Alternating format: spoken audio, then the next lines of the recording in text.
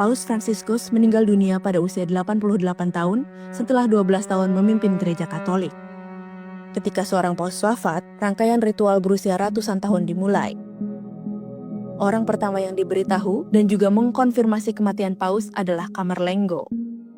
Camerlengo adalah pejabat utama dalam struktur Gereja Katolik dan juga Vatikan. Menurut tradisi, Camerlengo harus berdiri di samping paus dan memanggilnya sebanyak 3 kali menggunakan nama baptis. Apabila paus tidak bangkit, maka dia dinyatakan meninggal dunia.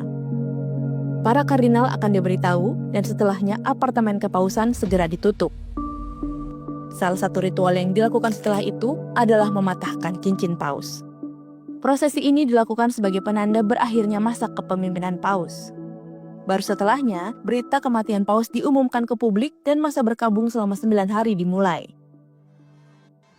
Lalu, sebuah pertemuan rahasia atau konklav akan segera dilaksanakan untuk menentukan paus berikutnya. Namun sebelumnya, pemakaman paus harus lebih dulu dilakukan.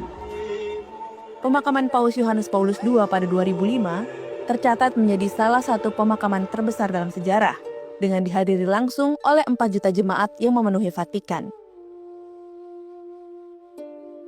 Secara tradisional, paus dimakamkan dengan peti berlapis 3, yaitu kayu cemara, timbal, dan kayu ek. Namun sebelum meninggal, Paus Fransiskus sudah memilih peti yang lebih sederhana, yang hanya terbuat dari lapisan kayu polos dan seng. Para peziarah dapat melihat wajah Paus Fransiskus dan memberikan penghormatan untuk terakhir kalinya. Paus Fransiskus akan menjadi paus pertama yang dimakamkan di luar Vatikan, yaitu di Basilika Santa Maria Maggiore di Roma. Lebih dari 90 paus dimakamkan di Basilika Santo Petrus di Vatikan. Konklav atau pemilihan paus baru akan diadakan secara tertutup di Kapel Sistina, 2 hingga 3 pekan setelah wafatnya Paus Fransiskus. Masing-masing kardinal menuliskan nama kandidat pilihan mereka di kertas suara yang kemudian dikumpulkan lalu dihitung hasilnya. Proses ini akan terus berlangsung hingga seseorang mendapat suara mayoritas setidaknya 2/3 dari total quorum. Pemilihan ini tidak selalu mudah. Proses ini bisa berlangsung selama berhari-hari, bahkan berminggu-minggu. Pemilihan paus terlama dalam sejarah berlangsung selama hampir 3 tahun, pada tahun 1268 hingga 1271, yang terjadi akibat konflik politik dan perseteruan internal di antara para kardinal. Secara teori, siapapun berhak mencalonkan diri sebagai paus, selama dirinya adalah seorang pria dan telah dibaptis secara Katolik. Apabila seseorang dapat masuk ke ruangan konklav, maka dia dapat menominasikan dirinya sendiri dalam pemilihan tersebut. Namun, kemungkinan terpilih akan sangat kecil, karena dia tidak akan mungkin mendapatkan 2/3 suara dari para kardinal yang hadir.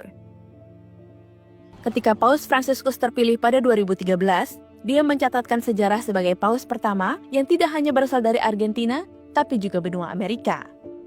Sebab dalam sejarah, para kardinal lebih banyak memilih orang Italia sebagai paus. Sebanyak 217 dari 266 paus berasal dari Italia. Bila semua proses pemilihan paus terjadi secara tertutup, bagaimana kita bisa mengetahui hasilnya? Sederhana, berita terpilihnya paus baru akan disiarkan menggunakan sinyal asap melalui cerobong. Asap hitam berarti belum ada keputusan. Asap putih berarti habemus papam, kita punya paus yang baru.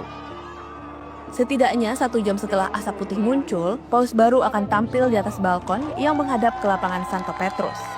Seorang kardinal senior akan mengumumkan habemus papam, yang berarti kita punya paus baru.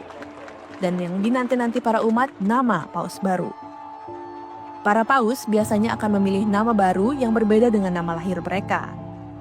Paus Fransiskus lahir dengan nama Jorge Mario Bergoglio. Dia memilih nama Fransiskus untuk menghormati Santo Fransiskus dari Assisi. Kematian paus bukanlah akhir dari sebuah kehidupan.